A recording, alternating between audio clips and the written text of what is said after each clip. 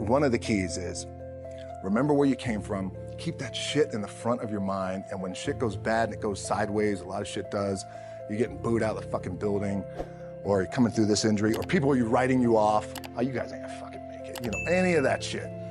You gotta keep it in here. And it really has to, it should drive you. This idea and this notion that you can be anything you want, you can accomplish anything you want, right? We hear that. You've heard that from the time you were little boys. You hear that now. You're already incredibly accomplished. You can win an NBA championship, MVP of the league. You could become president. You could become governor. You could be in entertainment. You could do Charles, and you could do Shaq, you could do that. You could do whatever you want to do. You guys know that. The thing that has worked for me is to remember the hard times. So, and I'm sure you guys all have your processes. Again, I'm going to tell you what worked for me. So before a big movie comes out, before, back in the days when I was wrestling with WWE, a WrestleMania match, anything big that would happen, I would always take a moment. And I just remind myself, all right, I was evicted when I was 14. We were kicked off the island, we couldn't live in Hawaii. Had no place to live. A lot of shit happened then when I moved to Nashville. I was arrested multiple times by the time I was 16 years old. Like, I remember that. If I were playing on this team, which my skills are, what's that term? Oh, the shits. So I would never play. But before I lace up, before I get on the court, before I play in these big games, before I go to the Staples Center, where history is there, those are historic walls there at the Staples Center.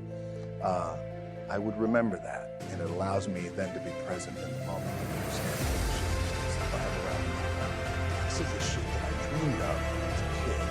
I am here. I played for the University of Miami. Played for great teams. Warren Sapp, Ray Lewis, they were my teammates. They were balling.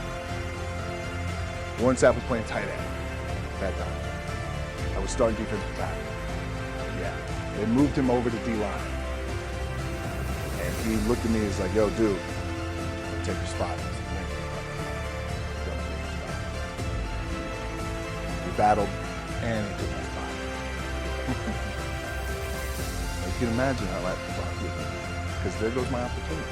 He went in, switched to defensive tackle, with the world on fire. But what that did, it crushed me. It crushed my dreams. I had a piss poor senior year, 0 production, no NFL, no combine invite, nothing. Finally went to the CFL, Calgary Stampeders, making $250 a week Canadian. And I had to send that shit home to my wife at that time. Had no money. So I remember that. I got cut from Canada. I had $7 in my pocket. And I always tell that story. So now my production company is $7, advertising agency is $7, everything is $7. I always remember that. What helps me is to keep the hard times in the front of my mind, because it allows me to go into these big moments that I've worked my ass off, and you guys have worked your ass off. I feel like for me, it feels seamless, because you prepared for so long, but it's just like you guys prepping for a game. That's the fun part. That's what it's fun. People are paying their hard-earned dollars to come see you. They're cheering. They're going bananas. They're booing shit out of you around the road.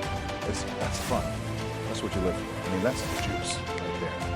The prep is where the character is made. And I just don't mean the character I play. I mean the character. So for me, the prep is getting with the director, getting with the producers, getting with the writers, so in essence, it's like getting with all your coaches and your different position coaches and all the meetings that you have to have, right? So that's the work you put in. The key for me was, where does it start? What's the anchor? What's the anchor? So I could have all these ambitions, and you guys have all these ambitions, which is great. It's important. I'll play this role, you'll play that role. I'll execute this thing, and it'll come out this summer. You guys will execute this thing during the summer, right, when it's time to really put in a lot more work. But the key with me is just always finding what the anchor is. And the fucking anchor is getting up at 4 o'clock in the morning every day before anybody else and grounding my thought process is in the no one will outwork me. No one. I love and I respect you guys. Motherfucker. All starts with this. 2 hands. The anchor for me has always been the work in terms of the weight room training. So when I first started wrestling, I was 6 years old, rolling on the mats with my dad. My old man, a lot of you guys won't know this. Yeah, Rocky Johnson.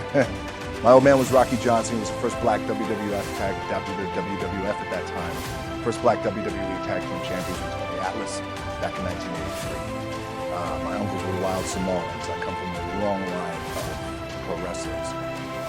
But before the wrestling part happened, I was just in the gym putting in the work. At 6 years old, rolling around on the mats. And finally, when I could touch weights at 13, that's what I was doing.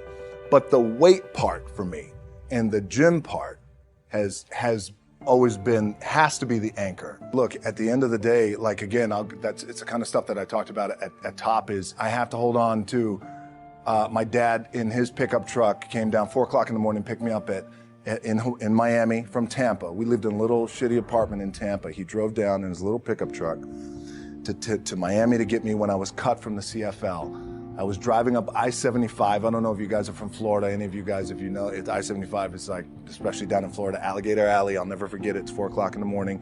And I thought, well, fuck. I leave home like you guys left home. I'm ready to tackle the world, to get after it, achieve my dreams and goals. Fucking crushed by 22, 23 years old. Now I got to move back in with my mom and dad. I played on great teams, though. Wait a second. This is not supposed to be my future. I'm supposed to be in the NFL right now. I'm supposed to be making a lot of coin and buying my parents shit, buying me shit, taking care of my wife, but it never happened. So I pulled out my wallet. I thought, well, let me see how much money I have. I opened it up. I had a 5, a 1, and change. I'm not fucking around. And well, at least I rounded up to $7. But I thought, God, ain't this a bitch? I got $7 in my pocket. Where the fuck do I go now? What do I do?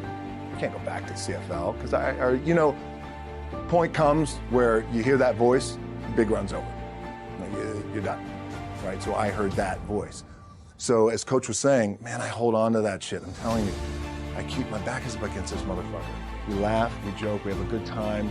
Press is always fun to do. Sometimes you gotta make it fun. That's another thing. You gotta do your best to make press fun. You can't, but my back is still up against this motherfucker. I do not forget it. What this also helps me do, and again, it works for me, is at some point, you gotta be fucking tired of not being number one.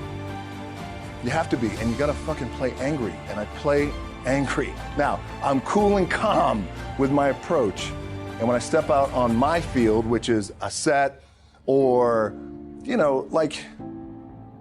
there's some, and you're always gonna have haters, and haters are like, well, God damn, man, how many movies are you gonna make, or how much shit are you gonna do? Like, you do a lot of shit. I say, yes, it's my ambition. Of course, why not? I could do it. Yeah, I love what I do. Not only that, but in what world do we not work every day? You guys in the off season, you gotta work every fucking day.